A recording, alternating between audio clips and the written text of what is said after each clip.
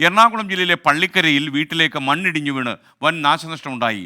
മുട്ടം തോട്ടിൽ ജോമൻ മാത്യുവിൻ്റെ വീട്ടിലേക്കാണ് രാത്രിയിൽ മണ്ണിടിഞ്ഞു വീണത്. 2 മുറികൾ പൂർണ്ണമായും തകർന്നുപോയി എന്ന് ശ്രീകാന്ത് റിപ്പോർട്ട് ചെയ്യുന്നു. ശ്രീകാന്ത് വിവരങ്ങളുമായി ചേരുന്നു. ഇപ്പോൾ സ്ക്രീനിൽ അത് കാണുകയാണ് പ്രേക്ഷകർ. ഗുഡ് മോർണിംഗ് ശ്രീകാന്ത്, പറയൂ.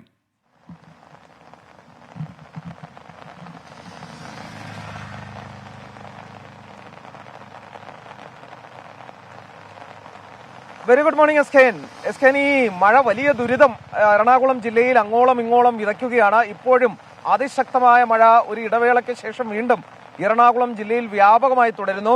ഒരു പ്രധാനപ്പെട്ട വാർത്ത നമ്മൾ നേരത്തെ നൽകിയതാണ്. അതിന്റെ കൂടുതൽ വിവരങ്ങളാണ് ഇപ്പോൾ നമ്മൾ നൽകുന്നത്. അതായത് ഈ പള്ളിക്കര എന്ന പ്രദേശത്ത്, പള്ളിക്കരയിൽ മുട്ടം തൊട്ടിൽ ജോമോൻ മാത്യുവിന്റെ വീട്ടിലേക്ക് മണ്ണിടിഞ്ഞ് വീണ് വ്യാപക നാശനഷ്ടം സംഭവിച്ചു എന്നുള്ളതാണ് ഏറ്റവും പ്രധാനപ്പെട്ട വാർത്ത. ഇന്നലെ രാത്രി 10:30 വലിയ ശബ്ദത്തിൽ മണ്ണ് ഇടിഞ്ഞ് വീട്ടിലേക്ക് വീഴുകയാണ് ഉണ്ടായത്. വീടിന്റെ പിറകുവശത്താണ് വീണത്. 2 മുറികൾ പൂർണ്ണമായും തകർന്നു.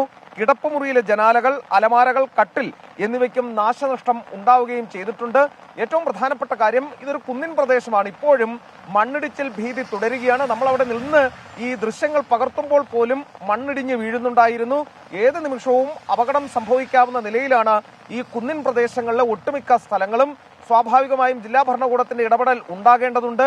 ക്യാമ്പുകളിലേക്ക് മാറ്റേണ്ടതുണ്ട്. താഴ്ന്ന പ്രദേശങ്ങൾ വീണ്ടും വെള്ളം കയറി തുടങ്ങിയിട്ടുണ്ട്. അങ്കമാലി ഉൾപ്പെടെയുള്ള മേഖലകളിൽ വീണ്ടും മഴ ശക്തമായി എന്ന വാർത്ത കൂടി പുറത്തു വരുന്നുണ്ട്.